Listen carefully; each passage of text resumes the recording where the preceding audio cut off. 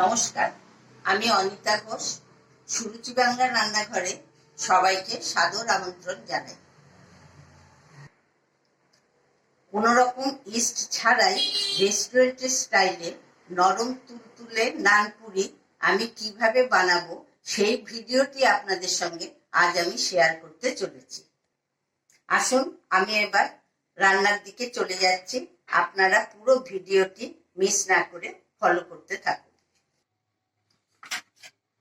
আমি এখানে 1 বাটি ময়দা নিলাম, 3 ভাগের 1 ভাগ দই নিলাম, হাফ চামচ বেকিং পাউডার দিলাম, 4 চামচের 1 চামচ চিনি দিলাম, আর সামান্য নুন, আর 1.5 চামচ সাদা তেল দিলাম।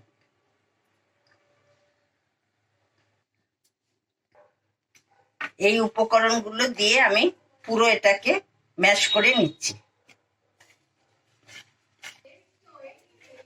দেখুন, সব জিনিস দিয়ে ময়দাটাকে মিশিয়ে নিয়েছি।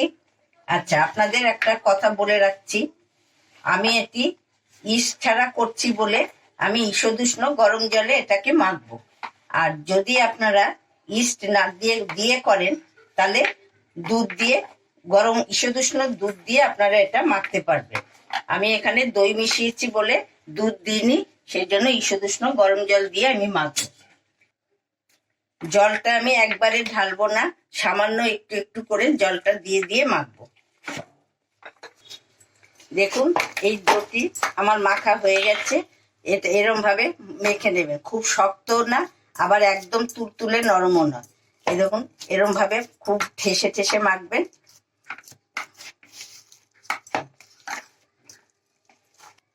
এবার আমি এতে একটু সাদা তেল দুদিকে মাখিয়ে আমি এটা এখন ভেজা কাপড় দিয়ে ঢাকা দিয়ে ঢেকে রাখবো। এইভাবে ভিজা কাপড় দিয়ে ঢেকে 3-4 ঘন্টা আমি রেখে দেবো। এটি ঢাকা দিয়ে রাখলাম। এখন 3-4 ঘন্টা বাদে আমি লেচিগুলো বানাবো। আমি 4 ঘন্টা বাদে ঢাকাটা খুললাম আর কাপড় ভেজাটাও তুলে দিলাম। দেখুন এটা কত ফুলে উঠেছে। এখন আমি এর থেকে এটা লেচি কেটে দেব। এই এরকম গোলার মাপ নেবেন, খুব ছোট না আবার খুব বড়ও না, কারণ নান একটু মোটা মোটা হয়। আমি লেচিগুলো গড়ে নিলাম। এবার আমি এগুলো বেলতে থাকবো। নান যে জায়গায় বেলবো সেই জায়গায় একটু তেল মাখিয়ে নেবেন, আর বেলনিটাতে একটু তেল মাখিয়ে নেবেন।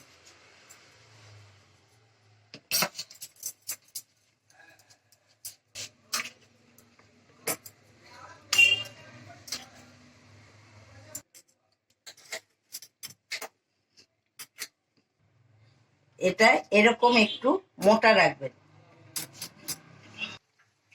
তেল আমার গরম হয়ে গেছে, এবার আমি একটা একটা করে ছেড়ে দিচ্ছি। দেখুন কি সুন্দর ফুলে ফুলে উঠেছে।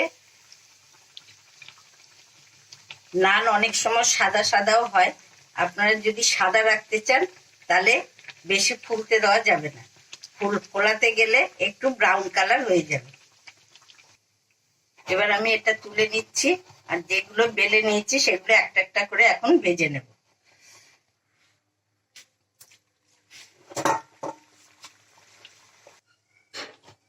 সবগুলো নান আমার ভাজা হয়ে গেছে। এবার আমি সব নামিয়ে ফেললাম।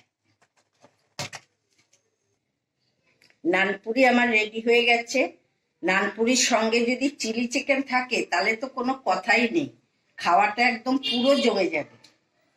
আশা করি এই সহজ পদ্ধতিতে নানপুরি আপনাদের সবারই খুব ভালো লাগবে।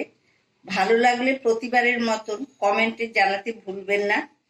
চ্যানেলে যদি নতুন বন্ধু হয়ে থাকেন, সাবস্ক্রাইব, লাইক, প্রচুর প্রচুর শেয়ার করবেন। সবাই ভালো থাকবেন। আজ আমি এখানেই আসছি। আবার আমি আরেকটি নতুন রেসিপি আপনাদের সঙ্গে শেয়ার করব।